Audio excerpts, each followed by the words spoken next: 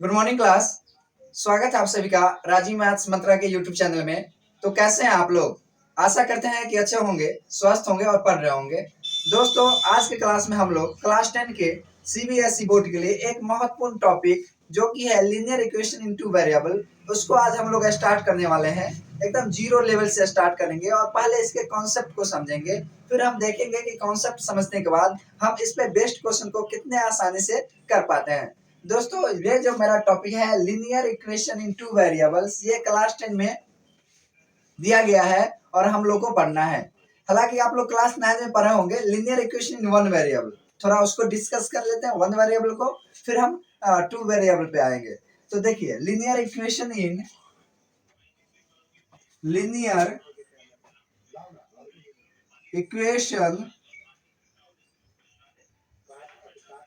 In one variable.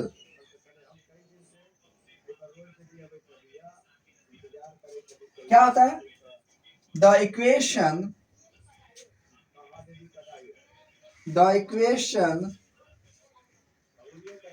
which is in the form of ax plus by, ax plus b equal to 0, where a not equal to 0 and ab belongs to real number, is called linear equation in one variable.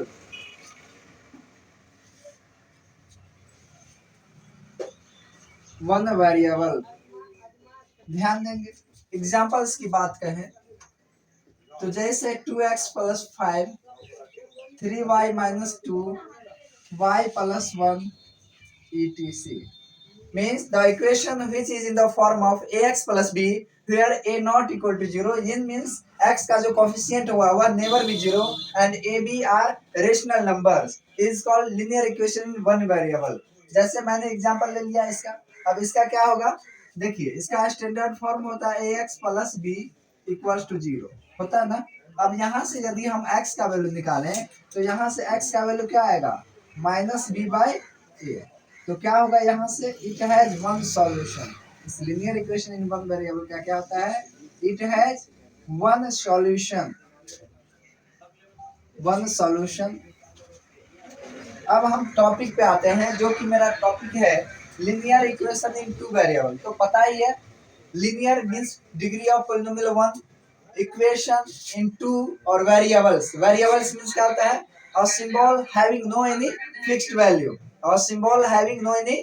value, is called variable. अब देखिए यहाँ पे, अब definition पे आते हैं, लिखेंगे the equation which is in the form of ax plus by plus c equals to 0, where a b not equal to 0 होना चाहिए। a एंड b में कोई भी 0 के इक्वल नहीं होगा, and a b c are real numbers. देखिए, a b not equal to 0 and a b c are क्या होगा? रियल नंबर्स होगा। इसको हम मैथमेटिकली ऐसे भी डिनोट कर सकते हैं, a b not equal to 0 को इज डिनोटेड मैथमेटिकली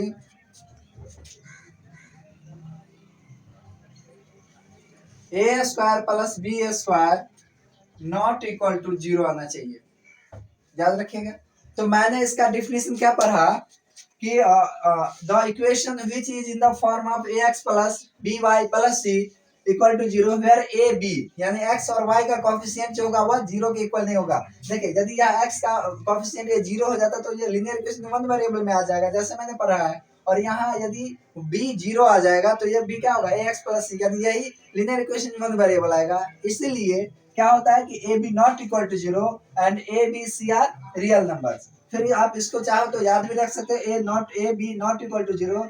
इसको ये कंडीशन पर ऐसे भी हम लिख सकते हैं a square plus b square not equal to 0 आना चाहिए। अब देखिए यहाँ पे हम क्या करेंगे एग्जाम्पल्स में 2x plus 5y equal to 3, x minus 2y equal to 5, x equal to 3 into y minus 1 etc। आप कोई पूछ दे कि linear equation in two variable के कितने सॉल्यूशन, तो कहेंगे इनफाइनाइट सॉल्यूशन। तो लिख देंगे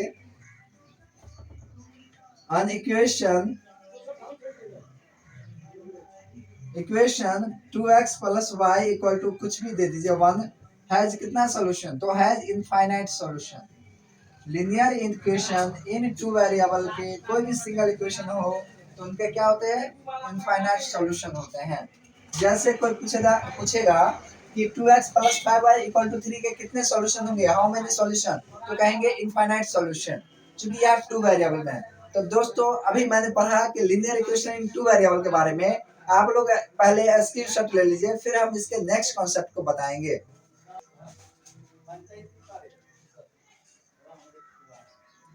दोस्तों अब हम चलिए इस पे नेक्स्ट कॉन्सेप्ट को लेते हैं और देखते हैं नेक्स्ट कॉन्सेप्ट क्या है। कहेंगे क्वेश्चंस दे दिए, कहेगा express the following equation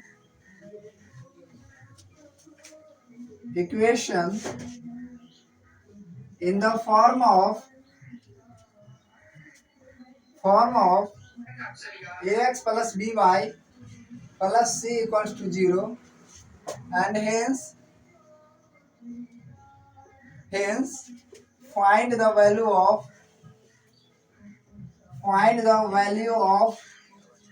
a b and c। अब हमें क्वेश्चन क्या बोला कि इक्वेशन आपका गिवन है, उसमें से गिवन है तो उसको फॉर्म में है ax plus b y plus c के फॉर्म में एक्सप्रेस कीजिए एंड फाइंड कीजिए ए बी सी का वैल्यू। तो जैसे मैंने फर्स्ट क्वेश्चन दे दिया, देखिए यहाँ पे कि फर्स्ट क्वेश्चन दे दिया 2x minus y equal to 5, second question दे दिया 3x plus 5y minus 2 equal to 0, third question दे दिया 2y minus 3x plus 7 equal to 0। अब देखिए यहाँ पे मैंने ये तीन क्वेश्चन ले लिया, पहले इस तीन क्वेश्चंस को कैसे सॉल्व करते हैं, तो सबको एक साइड लाएंगे तो यहाँ पे क्या होगा 2x minus y minus 5 equal to 0। अब देखिए x का कोफिशिएंट a कहलाता है, y का कोफिशिएंट b कहलाता है, जो कांस्टेंट टर्म होता है वही क्या कहलाता है c कहलाता है। तो a का वैल्यू क्या होगा 2, b का वैल्यू कितना होगा -1 और c का वैल्यू कितना -5 है ना। देखिए y का कोफिशिएंट कुछ नहीं यानी 1 है ना, तो माइनस ऑलरेडी पहले से तो -1 होगा।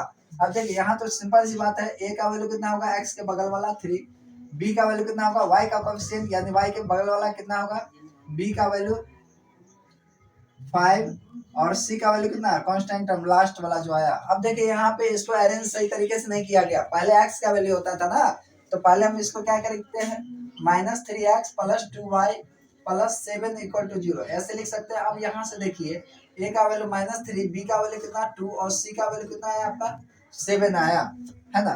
अब देखिए फोर्थ क्वेश्चन को ले लेते हैं हम लोग, फोर्थ क्वेश्चन को ले लेते हैं y इक्वल टू है 3 इंटू एक्स माइनस 1। अब देखिए इस क्वेश्चन को हम लोग कैसे करते हैं, तो y इक्वल टू क्या होगा 3x माइनस 3 इधर ले आइए तो क्या होगा -3x plus y plus 3 equal to 0। तो a का वैल्यू कितना -3, b का वैल्यू कितना 1 और c का वैल्यू कितना होगा 3 आ गया। अब दोस्तों आगे देखिए fifth number question 3y minus 5 into x minus 1 equal to 7, मैंने ये ले लिया। अब देखिए इसको कैसे करेंगे, तो 3y माइनस से multiply -5x minus minus plus 5 equal to कितना होगा 7, या 3y माइनस 5x ये प्लस 5 और ये 7 है इधर जाएगा तो -7 यानी क्या होगा -5x plus 3y minus 2 equal to 0 आ गया। अब यहाँ से हम फाइंड करेंगे ए बी सी का वैल्यू, तो ए का वैल्यू -5, बी का वैल्यू कितना 3 और सी का वैल्यू कितना आया -2 आ गया। चलिए आप लोग पहले इसको स्क्रीनशॉट ले लीजिए। अब हम लोग समझेंगे कि pair of solution of pair of linear equation in two variable के बारे में। चलिए दोस्तों, अब हम लोग पढ़ेंगे solution of pair of linear equation in two variable. इसमें आपका पेयर दिया रहेगा linear equation in two variable का, दो इक्वेशन गिवन होगा और इक्वेशन दे करके हमको फर्स्ट जो टाइप बनेगा कि पता लगाइए कि इसका कितना सॉल्यूशन होगा, यूनिक सॉल्यूशन होगा या नो सॉल्यूशन होगा या इनफाइनाइट सॉल्यूशन होगा। इस पे तीन ही केस आएंगे। तो देखिए इसमें जैसे मैंने मान लिया कि इसका pair of linear equation in two variable a1x plus b1y plus c1 equals to 0 and second is a2x plus b2y plus c2 equal to 0। तो ये हुआ pair of linear equation into variable.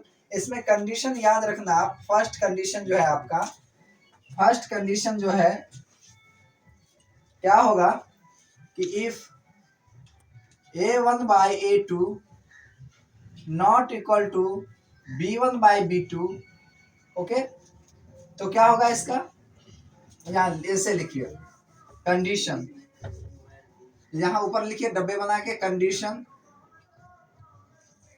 और यहाँ पे सॉल्यूशन ऐसे। अब देखिए यहाँ पे कंडीशन में आते हैं कि a1 बाई फर्स्ट जो था a1 by a2 not equal to b1 by b2, तो क्या होगा इसका unique solution, unique solution, unique solution होगा। इसमें क्या करेगा, इसका कंसिस्टेंट सॉल्यूशन, कंसिस्टेंट होगा, कंसिस्टेंट सॉल्यूशन, कंसिस्टेंट, ठीक है। और इसमें जो लाइन जो ग्राफिकल सॉल्यूशन बताएंगे, इसमें जो दोनों सिस्टम ऑफ इक्वेशन का जो ग्राफ होगा वो इंटरसेक्ट करेगा, ठीक है, तो इसका यूनिक सॉल्यूशन होगा। सेकंड में आते हैं, सेकंड जो केस है आपका a1 by a2 equal to b1 by b2 not equal to c1 by c2, इसका क्या होगा no solution, no solution, no solution. इसमें इनकंसिस्टेंट होता है, इनकंसिस्टेंट, यानी इसका कोई सॉल्यूशन नहीं होगा। और इसमें जो ग्राफिकल जो करेंगे नेक्स्ट क्लास में पढ़ेंगे, तो इसमें क्या करेगा, ये दोनों लाइन पैरेलल होगी आपस में। और थर्ड जो है a1 by a2 equals to b1 by b2 equals to c1 by c2। जब ये तीनों इक्वल आ गए तो इसका क्या होगा इनफाइनाइट सॉल्यूशन, इनफाइनाइट सॉल्यूशन, यानी ये कंसिस्टेंट होगा, कंसिस्टेंट। और इसमें जो ग्राफ जब हम बताएंगे ना, तो इसमें लाइन जो करता है ना ओवरलैप करता है एक दूसरे के ऊपर। यानी क्या करेंगे, पहला जो यूनिक सॉल्यूशन में ये लाइन ऐसे इंटरसेक्ट करेगी, फॉर नो सॉल्यूशन में ये लाइन पैरेलल होगी, है ना, लाइन कभी इंटरसेक्ट कर ही नहीं सकती है फॉर नो सॉल्यूशंस में, ग्राफ जब आएंगे तो उसमें। और इनफाइनाइट सॉल्यूशन में एक दूसरे पे क्या करेगा, ओवरलैप करेगा दोनों सिस्टम ऑफ इक्वेशन का ग्राफ। तो चलिए अब हम इस पे क्वेश्चंस ले लेते हैं। मैंने क्या किया, पहले फर्स्ट इक्वेशन बना a1x plus b1y plus c1 equal to 0 and second equation is a2x plus b2y plus c2 equal to 0। तो सबसे पहला काम करेंगे हम a1 बाई a2 फाइंड करेंगे, b1 बाई b2 फाइंड करेंगे, c1 बाई c2 फाइंड करेंगे।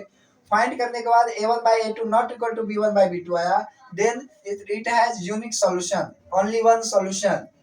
Second condition a1 by a2 equal to b1 by b2 or not equal to c1 by c2, then it has no solution, and if तीनों equal आ गए, तीनों same आ गए, तो it has infinite solution। अब देखिए हम इसमें क्वेश्चंस कैसे कैसे करते हैं, कहेगा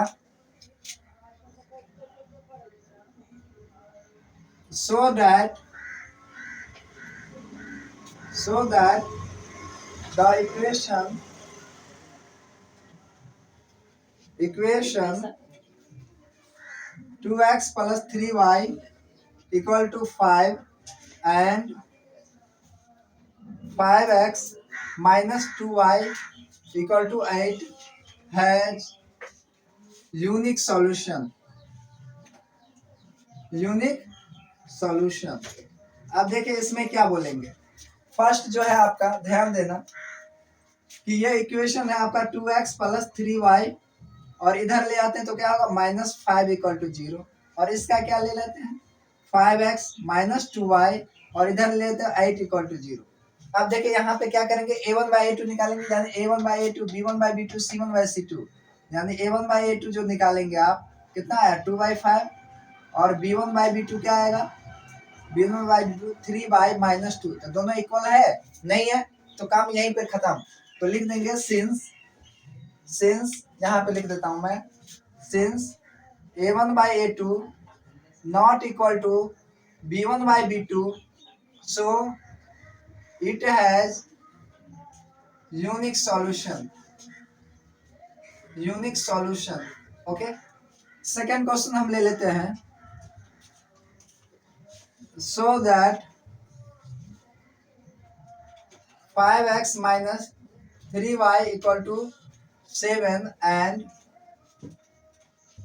10x minus 6y equal to 10 has no solution.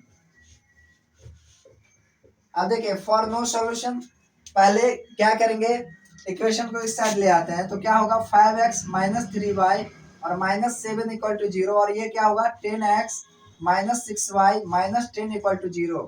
अब यहाँ से क्या करेंगे a1/a2 निकालेंगे, तो कितना आएगा a1/a2 यानी 5/10, यानी कितना आएगा 1/2। b1/b2 कितना आएगा, देखिए यहाँ पे b1/b2 आएगा -3/-6, -3/-6 यानी 1/2, एंड c1/c2 कितना आएगा -7/-10, -7/-10 यानी कितना आएगा 7/10। अब देखिए ये दोनों तो इक्वल है ना, थर्ड वाला इक्वल है नहीं है, यानी कौन सा कंडीशन को ये सेटिस्फाइड किएगा, सेकेंड वाला कंडीशन को। तो क्या कहेंगे, लिखेंगे यहाँ पे since a1/a2 equal to b1/b2 not equal to c1/c2, hence it has no solution, no solution। तो दोस्तों अभी जो मेरा टाइप था तीन टाइप कि फॉर यूनिक सॉल्यूशन के लिए क्या होता था a1/a2 not equal to b1/2, for no solution के लिए a1/a2 equal to b1/b2 not equal to c1/c2। तो इस टाइप पे मैंने ये क्वेश्चंस को किया। एंड थर्ड जो टाइप है a1/a2 equal to b1/b2 equal to c1/c2, इसी क्वेश्चन में हम समझा देते हैं। यदि यहाँ पे 14 ले लेते 10 की जगह, तो ये भी 1/2 आया, ये भी 1/2 आया, यहाँ 14 ले लेते ना, तो ये भी -14 आता तो 1/2। तो इट हैज इनफाइनाइट सॉल्यूशन, बस इतना ही करना था मुझे। अब देखिए दोस्तों इस पे हम क्वेश्चन अब कैसे कैसे अच्छे अच्छे क्वेश्चंस ले लेते हैं जो कि आपके बोर्ड एग्जाम में आते हैं। तो चलिए एक बार पहले स्क्रीनशॉट ले लीजिए, फिर हम नेक्स्ट क्वेश्चंस की ओर बढ़ते हैं। अब दोस्तों यहाँ पे मैंने नेक्स्ट क्वेश्चन ले लिया, और देखिए इस क्वेश्चन को हम लोग कैसे सॉल्व करेंगे। क्वेश्चन जो गिवन है क्या है कि फाइंड द वैल्यू ऑफ के, या फॉर व्हाट वैल्यू ऑफ के the pair of equation kx plus 3y equal to k minus 3 and 12x plus ky equal to k has infinite solution।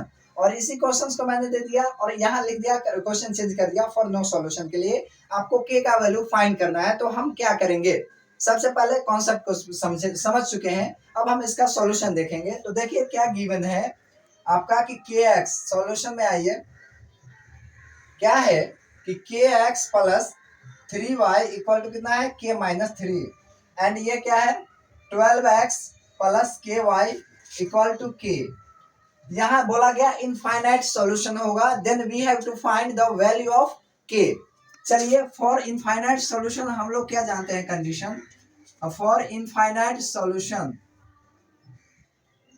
For infinite solution मैंने बताया था और अभी अभी पढ़ा हूं a1/a2 equal to b1/b2 equal to c1/c2 आ गया।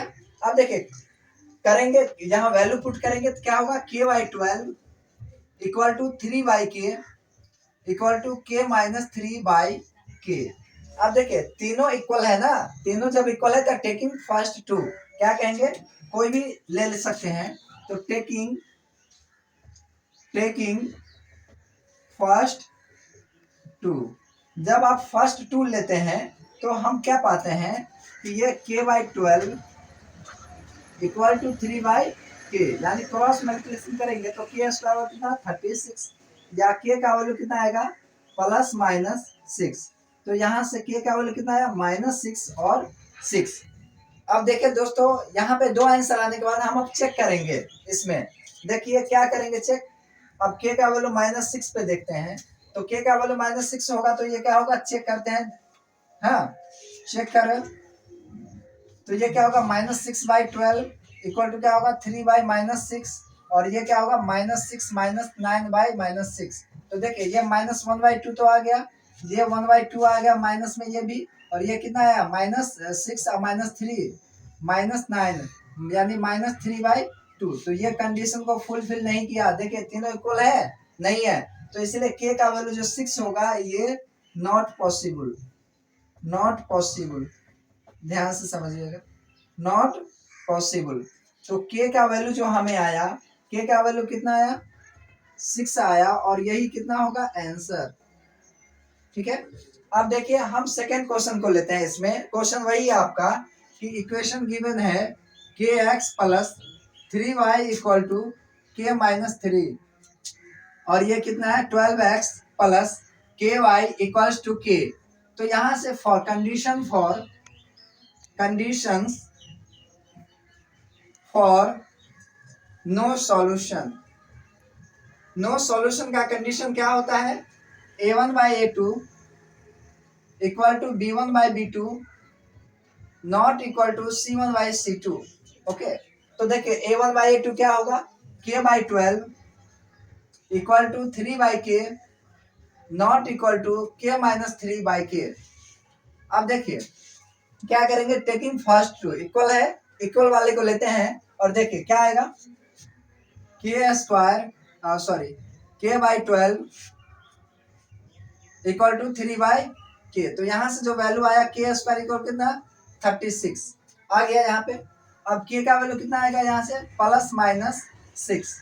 जब आप k का वैल्यू +-6 आया तो यहाँ से आया k का वैल्यू आपका -6 भी और 6 भी। अब देखिए हम जो ये अनइक्वल जो था उसको ले लेते हैं। यहाँ से तो मुझे 2 वैल्यू आया, इसको हम अनइक्वल ले सकते हैं। लेंगे तो देखिए क्या पाते हैं 3/k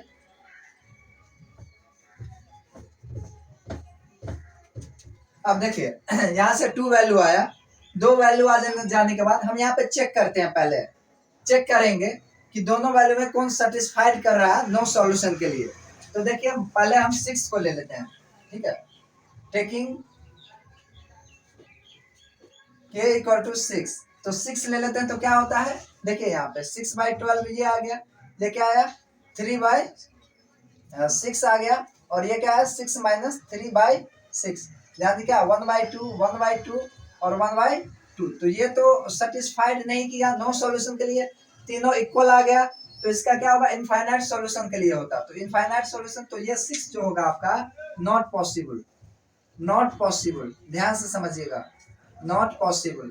और k का वैल्यू यदि -6 हम पुट करते हैं तो देखिए -6/12 करते हैं, फिर क्या होगा 3/-6, और ये फिर क्या होगा -6 - 3/6। तो क्या होगा -1/2 -1/2 -3/2। तो ये नॉट इक्वल टू आया कि नहीं आया। तो फॉर नो सॉल्यूशन के लिए आपका k का वैल्यू -6 के नॉट इक्वल टू होगा, तो वही फॉर नो सॉल्यूशन आएगा। तो k का वैल्यू कितना आएगा -6, और यही हो गया आपका आंसर। दोस्तों एक बार फिर हम समझ लेते हैं मैंने क्या किया। इस क्वेश्चन में दिया गया था कि find the value of k if the system of equations has infinite solution और नो सॉल्यूशन। तो इनफाइनाइट सॉल्यूशन के लिए कंडीशन जानते हैं a1/a2 equal to b1/b2 equal to c1/c2। a1/a2 यानी k/12 3/k एंड k-3/k। तो आप इसमें तीनों है, तो टेकिंग फर्स्ट टू मैंने क्या किया टेकिंग फर्स्ट टू लिया। तो k² इक्वल टू 36, तो k का वैल्यू क्या आएगा 6 आएगा +-6। अब यहाँ पे 2 वैल्यू आया, दोनों वैल्यू को हम चेक करेंगे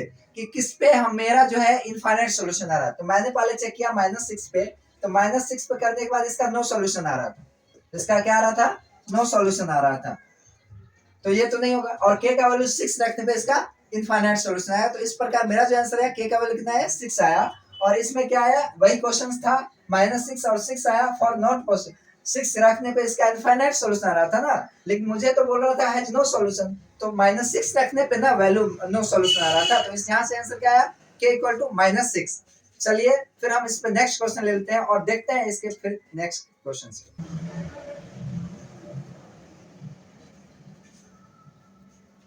दोस्तों यहाँ पे मैंने नेक्स्ट क्वेश्चन ले लिया, और ये देखिए इस नेक्स्ट क्वेश्चन में क्या कह रहा है कि फाइंड द वैल्यू ऑफ के if the system of equations has infinite solution.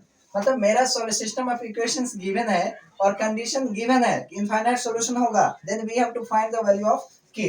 तो फॉर इनफाइनाइट सॉल्यूशन हम क्या जानते हैं, फॉर इनफाइनाइट सॉल्यूशन,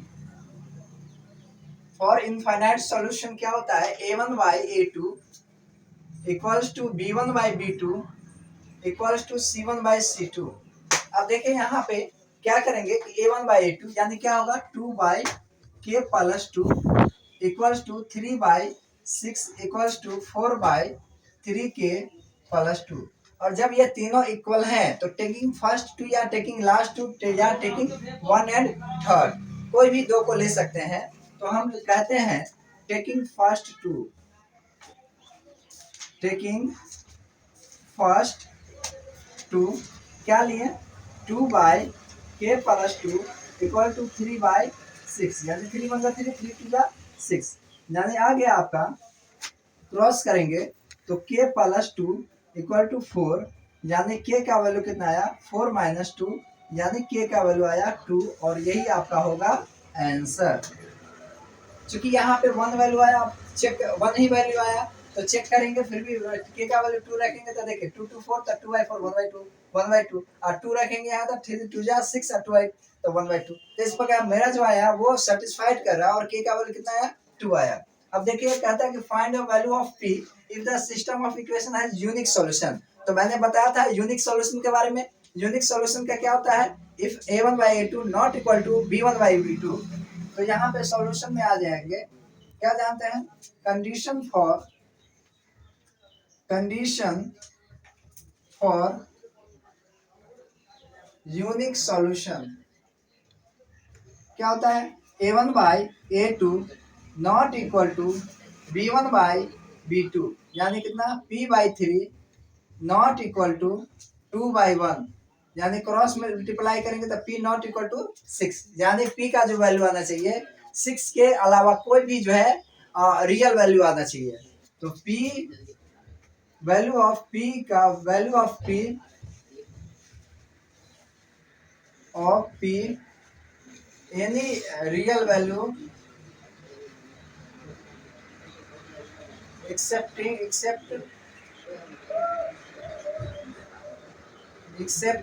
6, और यही क्या होगा इसका आंसर। दोस्तों आशा करते हैं कि वीडियो अच्छा लगा होगा, तो वीडियो को अपने दोस्तों के बीच शेयर जरूर करें, और अच्छा लगे तो चैनल को सब्सक्राइब करें। और फिर हमसे नेक्स्ट भेंट मुलाकात होगी नेक्स्ट थ्योरी के साथ। मिलते हैं कल नेक्स्ट क्लास में। सी यू टुमारो, बाय। हो गया बस।